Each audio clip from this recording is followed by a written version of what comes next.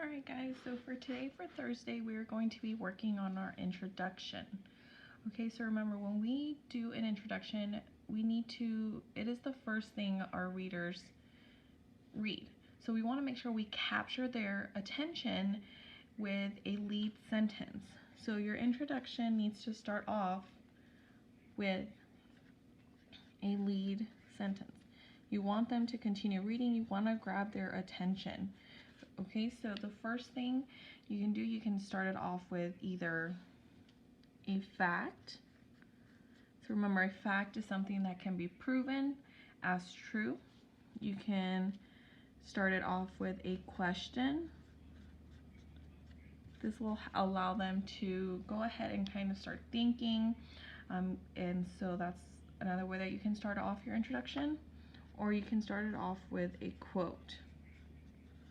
Okay, so you decide how do you want to start off your introduction paragraph.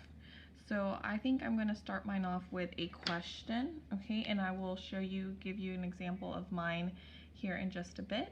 But I'm going to go ahead and do a question. But you also need, so on top of needing a lead sentence, you also need to have your topic sentence or your claim sentence with your 3 reasons. Okay, so we also need your claim sentence in your introduction. So this is where you're going to be list your 3 reasons. Okay, so a lead sentence and your claim sentence, this is what needs to be included in your introduction. Okay, and so I'm going to go ahead and show y'all mine. Okay, so remember, an introduction needs to have your lead sentence and your claim sentence with your 3 reasons. Okay, so you wanting to capture the reader's attention right from the beginning so that they will want to continue reading your opinion paper. Okay, so let's go ahead and I'm going to type that out on slide 8.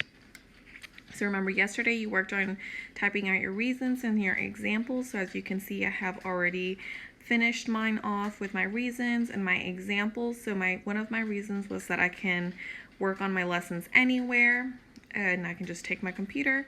Another one is that I can wear what I want, and I said, I can be in my PJs all day, and that is perfectly fine.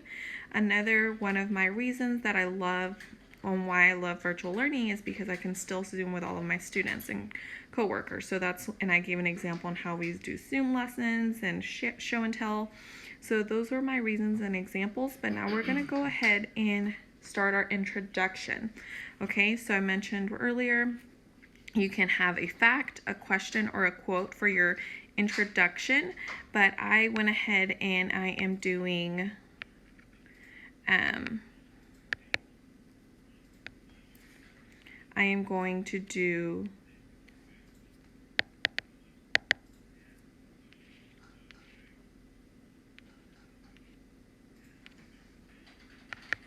there we go.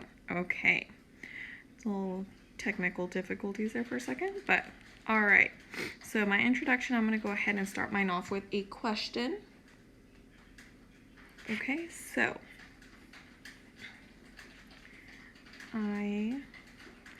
let's see. Who would have ever thought that we'd be doing school online? So who would have ever thought? So that's going to be my lead sentence, guys. And and it kind of captures the reader's attention because, if you're reading this, you're going to be like, well, not me. So it kind of gets the reader interacting with your paper. Okay, and then so I'm going to go ahead and finish mine.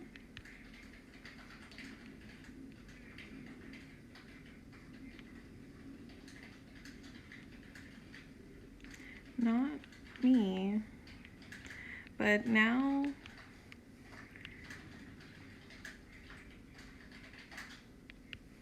that I have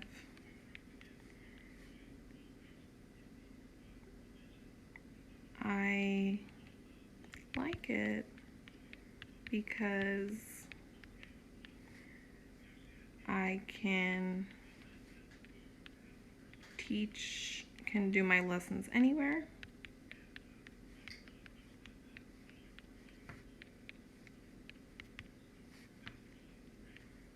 I can make my own dress code.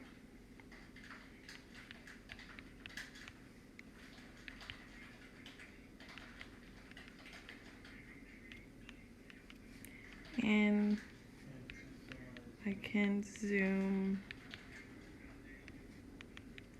with everyone. And I will mention that and go into details in my paragraph. So if this happens to you where, you know, it is kind of blends in, you can always make your text smaller if you'd like. If you want to write more, you can always just make it a little bit smaller or make the text box bigger.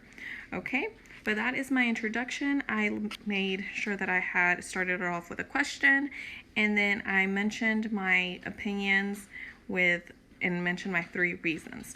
Now I can always go back and change this during my revision part. But all right, guys, now it's your turn to write your introduction.